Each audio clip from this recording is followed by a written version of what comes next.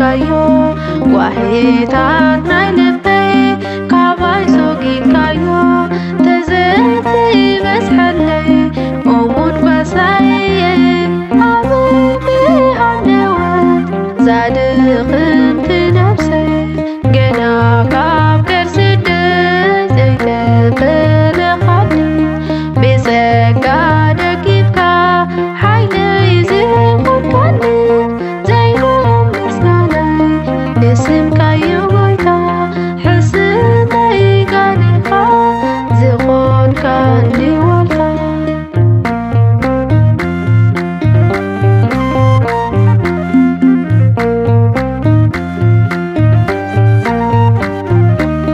ማዕበላ ዝዓለም እንትደራርቡ ኩሉ ኣጸልሚቶ ሓይለይ ከረክቡ በርህ ዘግዐይ ኮንካ ካብኦም ሰዊርካኒ ዘይትደፈር ዘግሒ ኢየሱስ መድሓኒ ገና ካብ ከርሲ ደስ ዘይተፈለኻኒ ብጸጋ ደጊፍካ ሓይለይ ዝኸድካኒ ዘይሎም ምስጋናይ ንስምካዮ ጎይታ ሕስነይ ጋኒኻ ዝኾንካኒ ዋልታ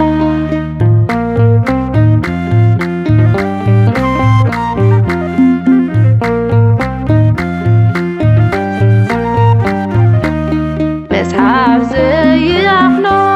ብዙሕ እዩ ግብርኻ ፍጡር ዘይበዝሖ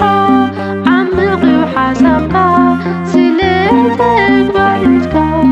እንዳተገረምኩ ንዓኻ ዘወከል ፊደላት ዝተኣምኩ ገና ካብ ከርሲ ደስ ዘይተፈለኻኒ ብጸጋ ደጊፍካ ሓይለይ ዝኸድካኒ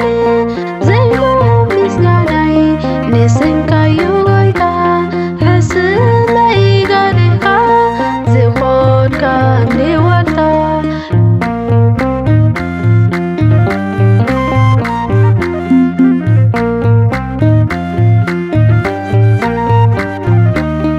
ኣብ ትሕቲ ጽላልካ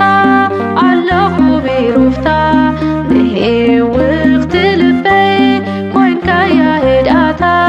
ናይ ዘመይኒ ዋተይ ንስምካ ኽኻን መንዘክረካ ነቲ ዝሃብካኒ ገና